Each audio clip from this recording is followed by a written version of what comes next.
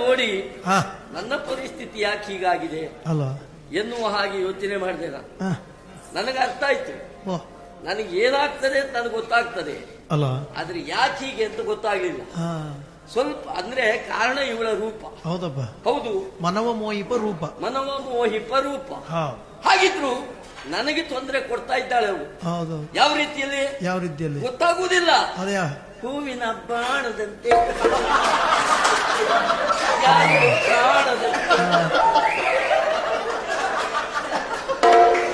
ತೊಂದರೆ ಕೊಡ್ತಾ ಇದ್ದಾಳೆ. ಯಾರಿಗೂ ಗೊತ್ತಾಗುವುದಿಲ್ಲ, ತೊಂದರೆ ಆಗುತ್ತ ನಮಗೆ. ಹಾ ಹೂವಿನ ಬಾಣ ಕಾಣದಂತೆ, ಯಾರಿಗೂ ಕಾಣದಂತೆ ಕಾಣದಂತೆ.